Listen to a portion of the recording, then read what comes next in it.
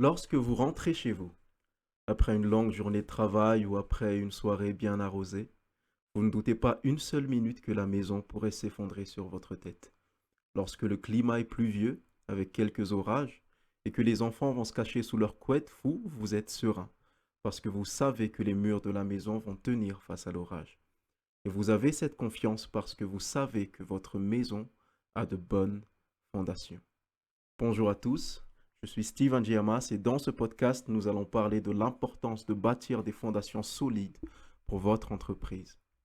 Lorsque la fondation d'une maison est bonne, la maison pourra ainsi résister à vents et marées, elle sera forte et solide, mais surtout elle pourra supporter une croissance même de 90 étages. N'est-il pas fascinant que la partie la plus importante d'une maison, c'est bien la partie que personne ne voit? Et aussi belle et moderne que soient les façades d'un immeuble, si les fondations sont mauvaises, l'immeuble ne tiendra pas face au moindre choc. Si on s'accorde sur ce point, alors accordons-nous également sur le fait que si l'entrepreneur veut bâtir une entreprise solide, l'entreprise a inévitablement besoin d'une bonne fondation. Et par conséquent, le travail le plus important que doit accomplir tout entrepreneur, c'est bien le travail que personne ne voit.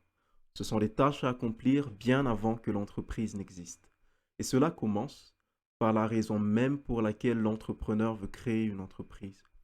N'en déplaise à certains, une entreprise qui est créée dans le seul but de se faire des bénéfices est une entreprise dont les fondations sont très faibles. Regardons les plus grandes sociétés de notre petite planète bleue. Tesla, Facebook, Amazon et j'en passe. Ces entreprises ont été créées par leurs fondateurs pour une raison bien plus grande que la richesse. Elles veulent changer le monde.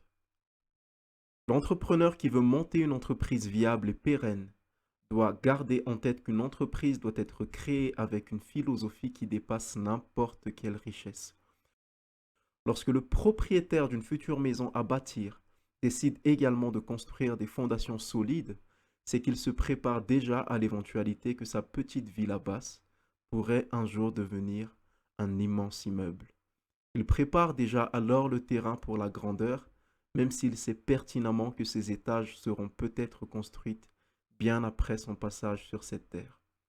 Il y a une citation que j'aime beaucoup qui dit entreprendre, c'est semer des graines sur un jardin que l'on ne verra peut-être jamais. L'entrepreneur qui rêve de grandeur doit tout le temps garder à l'esprit que la seule manière pour une entreprise de pouvoir soutenir des étages, c'est d'avoir de bonnes fondations. Et cela commence par la connaissance que nous bâtissons une entreprise que nous allons laisser à la génération future, une entreprise qui peut supporter sa croissance. Nous faisons seulement ça si nous pensons grand. Comme diraient nos amis américains, we need to think big. Si l'on veut vraiment bâtir une entreprise solide, pérenne, destinée à la grandeur et qui pourra changer ne serait-ce qu'une infime partie du monde, il est de notre devoir, en tant qu'entrepreneur, de penser toujours plus grand et toujours plus loin.